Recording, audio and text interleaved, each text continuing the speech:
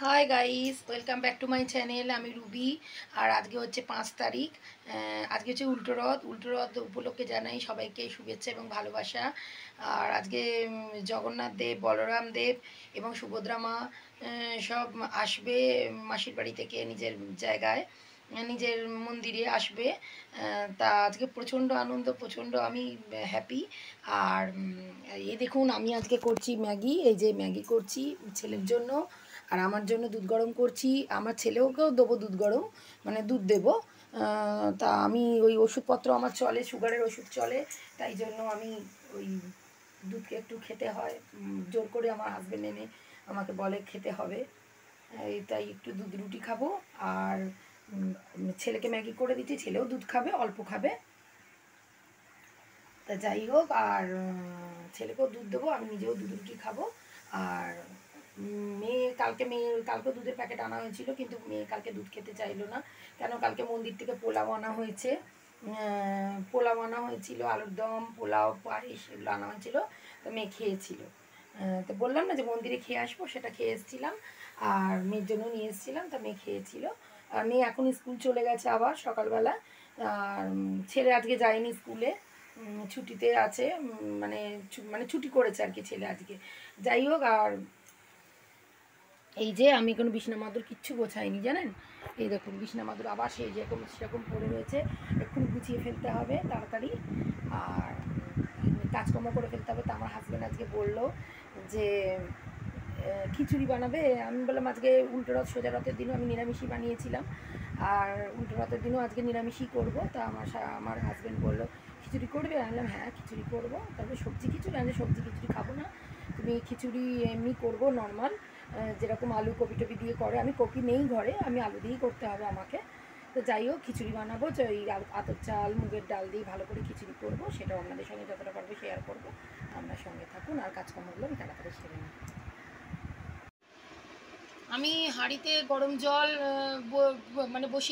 জল বসিয়ে দিয়েছিলাম হাঁড়িতে, তো গরম হয়ে গেছে।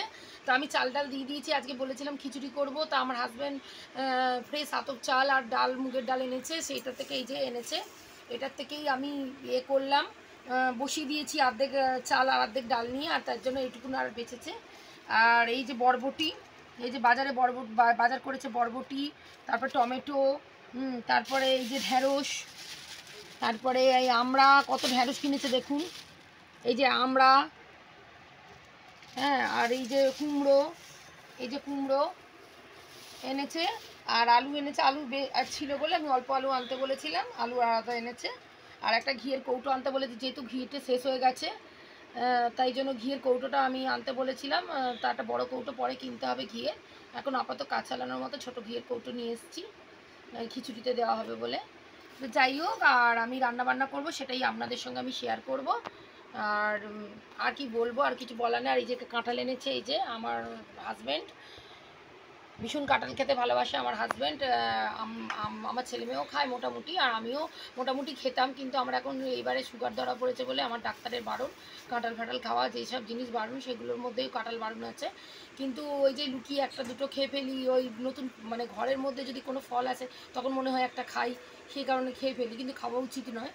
যাই হোক, আর এই রান্নাবান্না হবে। আজকে ভেবেছি খিচুড়ি করব, একটা নিরামিষই, আর ভাজবো, কিছু ভাজাভুজি করব, সেটাই আপনাদের সঙ্গে আমি শেয়ার করব, সঙ্গে থাকুন। এই যে আলু কাটছি, খিচুড়িতে দেব, মানে খিচুড়ি হচ্ছে, মানে চাল ডাল ফুটছে হাঁড়িতে জলে। আর এই আলুগুলো দিয়ে দেবো কেটে। সবজি খিচুড়ি আমার হাজব্যান্ড বলেছিল, কিন্তু সবজি খিচুড়ি করব না, এই আলু দিয়ে। আর বাকি সবজিগুলো সব ফ্রিজে ঢুকিয়ে রাখলাম, মানে যা যা সবজি বাজার করেছিল সব ঢুকিয়ে রাখলাম। যেমন এত ঢেঁড়স এনেছিল বাজার থেকে, সেইগুলো অর্ধেক ঢুকিয়ে রাখলাম। আর এই কটা ভাজবো, কেন ওদের সন্ধেবেলায় ওর বাবা, মানে আমার হাজব্যান্ড আর আমার ছেলে নেমন্তন্ন আছে। ওদের মানে খিচুড়ি নেমন্তন্ন কোথায় আছে জানি না, সন্ধেবেলায় আছে, তাই জন্য আমি অল্প স্বল্প করেই রান্না করছি। আর এইটা চাটনি করব, আমরা দিয়ে টমেটো দিয়ে চাটনি করব। আর এই যে আলু দিচ্ছি, আলু এতে দিয়ে দেবো খিচুড়ির মধ্যে। আর ভাজবো, একটু ভাজাভুজি করব, সেটাও আপনাদেরকে দেখাবো। চলুন আমি আনাজটা কেটে নিই তাড়াতাড়ি করে। এই যে ঢেঁড়স ভাজছি, আর এই যে খিচুড়ি হয়ে গেছে, এই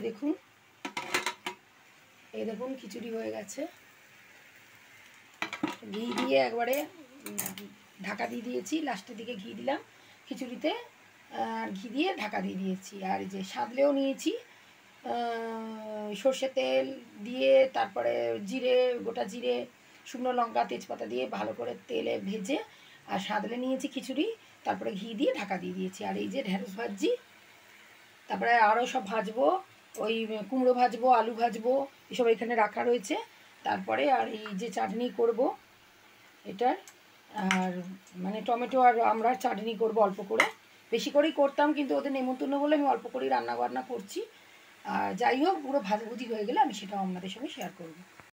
এই যে মেয়ে স্কুল থেকে এলো, এই স্কুল থেকে ফিরলো, আর আমারও ওইদিকে সব ভাজাভুজি হয়ে গেছে, সেটাও আপনাদের সঙ্গে আমি শেয়ার করবো এক্ষুনি।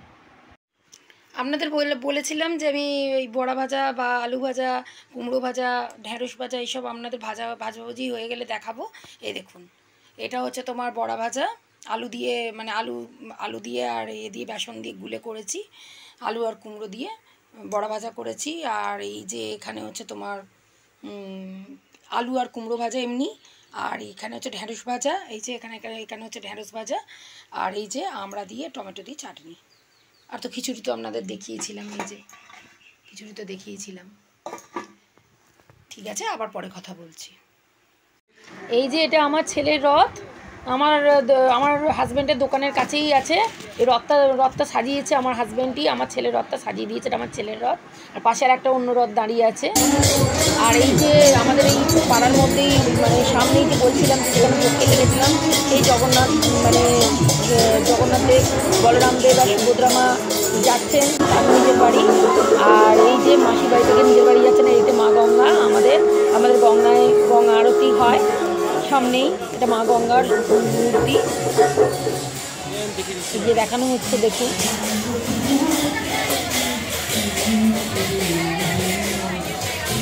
এই যে গঙ্গার ঘাট, এখানে গঙ্গা আরতি করা হয়।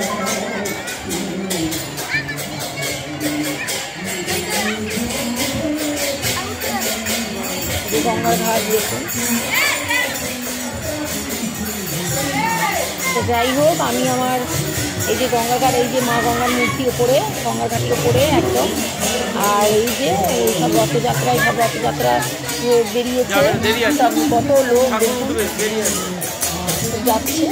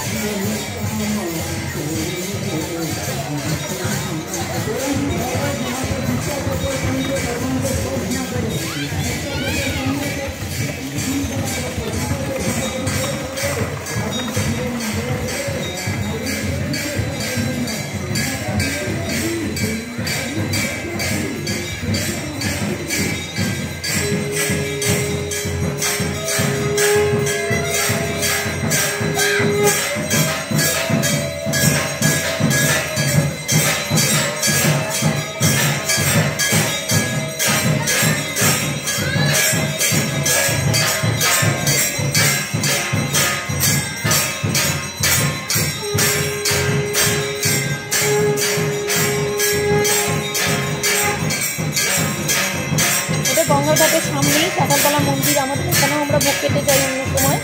আর পাশে বজরংবলীর মন্দির আছে, যে পাশে বজরংবলীর মন্দির একদম গঙ্গার ঘাটের পাশেই।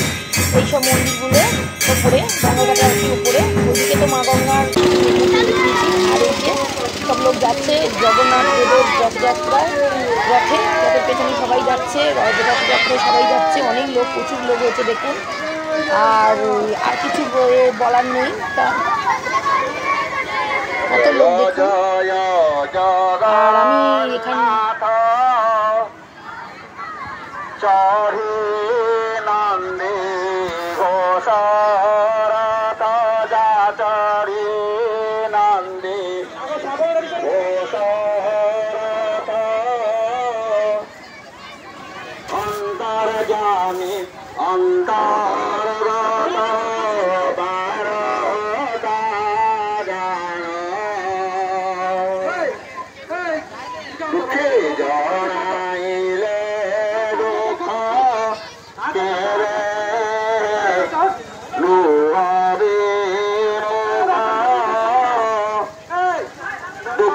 এখানে আমার ভিডিওটা যা দেখানো দেখিয়ে দিয়েছি, এখানেই আমার ভিডিওটা শেষ করছি। আবার পরবর্তীকালে নতুন ভিডিও আসবে।